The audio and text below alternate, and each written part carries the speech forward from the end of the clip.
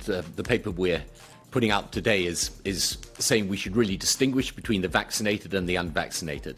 So both here at home, if we do have to adjust some of the freedoms because of the rising pressure from new variants, then it's important at least to ensure that those people who are vaccinated have the maximum freedom they can. And I think that could also be done for travel as well. Is it acceptable to turn down a vaccine, do you think?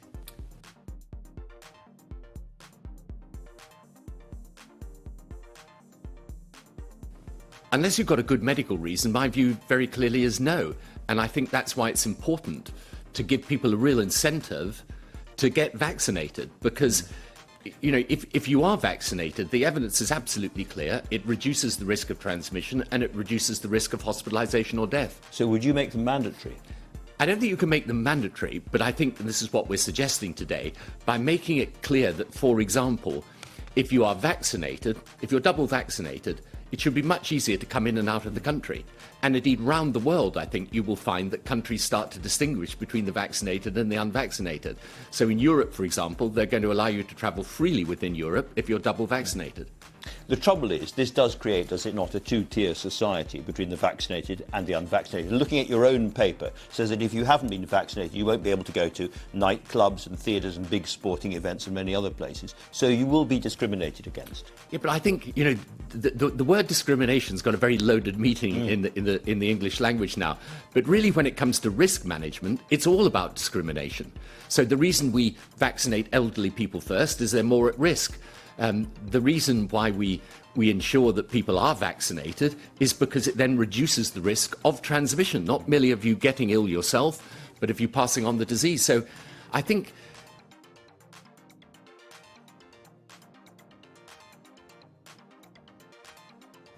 since everybody's going to be able to get the vaccination, other than those, as I say, who for medical reasons can't, then I think it really is important that people get encouraged to get vaccinated. And we also make suggestions as to how we can make sure you get proper proof of vaccination. I mean, actually, the NHS ex-people have done a good job in the NHS app, but we need to make that interoperable with other systems so that you can use this as proof of vaccination throughout the world. I use the word discrimination advisedly because we know that people from ethnic minorities are less likely to be vaccinated. So figures saying among the over 50s, there is on average 25% less vaccine take-up among black people than white people. Now that is discrimination. If you're going to push them into a second the tier. answer to that, Andrew, is to encourage people from that community to get vaccinated. And one other thing I think is very important, particularly in the context of the call to vaccinate the world by the end of 2022.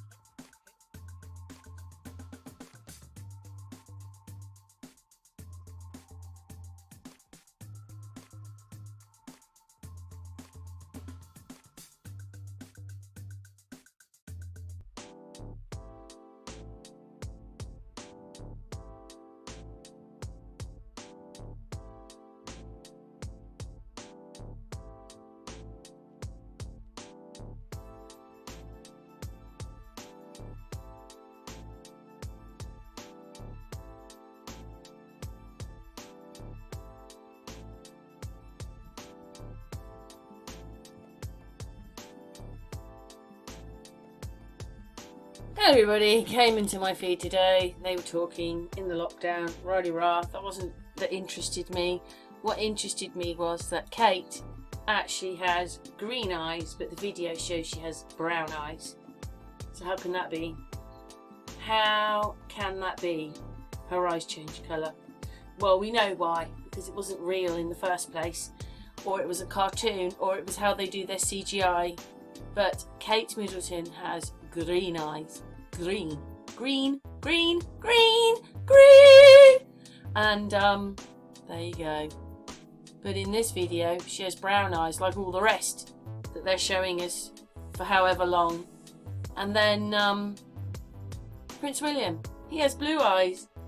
Blue! Blue! Blue! So why has he got brown eyes? There you go. He has blue eyes. Blue, blue, blue. Like Boris, like Putin, like Trump, like the Queen, like Harry, like William. Oh my God, they've all got blue eyes, but whenever you see them, brown eyes. And then obviously I put a picture of Harry over the top, and come on everybody, I don't know if everybody can see it. Yes, Harry has curly red ginger hair, and obviously William doesn't have much hair, but they are so alike. And Meghan and Kate, look, it's the same person. It's the same. It's the same person. Yes, that's what I see. The same person. Unbelievable, hey? What's your thoughts? Leave your messages below.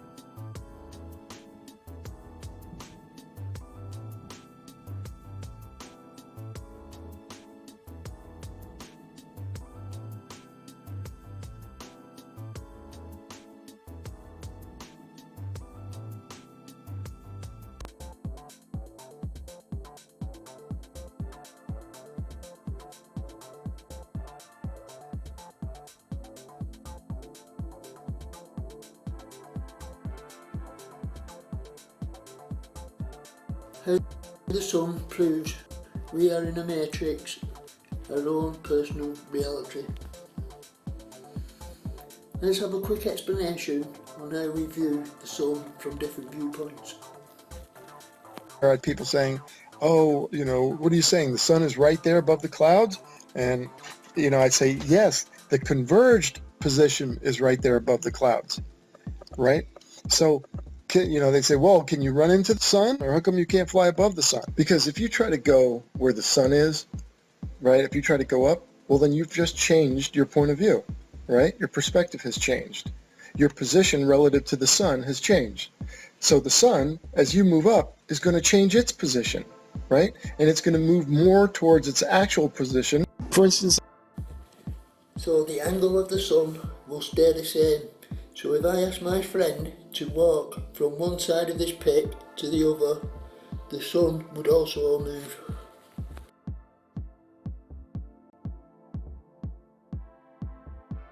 And if there was only one hole in the clouds with sunbeam shining through, from my viewpoint, I would see sunbeam shining through the clouds onto my friend. While at the same time, my friend would not see the sun shining on him because the sun would be in a different place to where I am seeing it.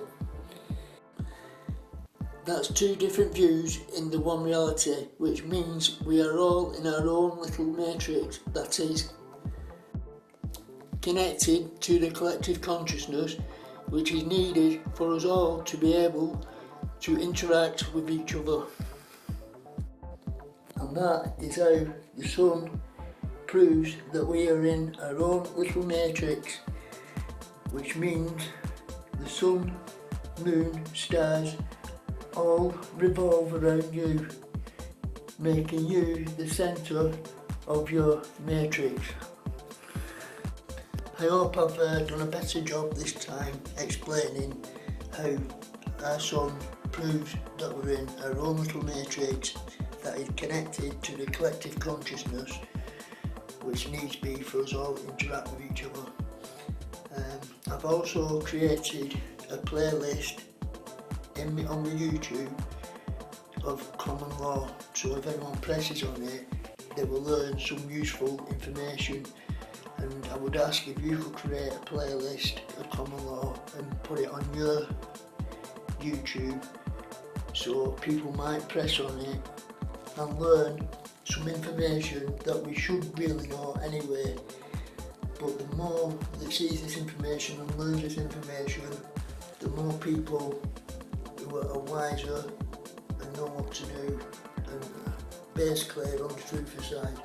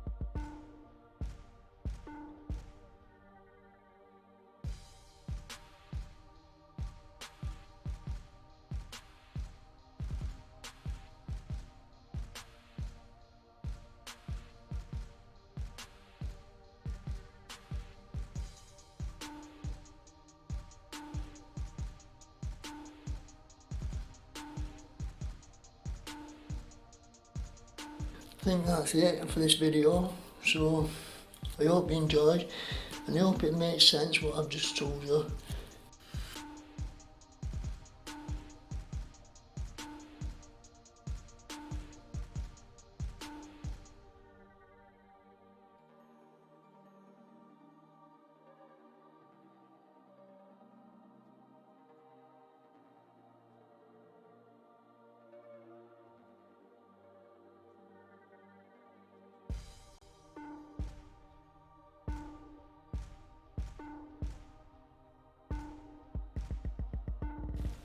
We're living in strange times. So anyway, I think that's it from this video, so I hope you enjoyed. Till next time, please like, share and subscribe.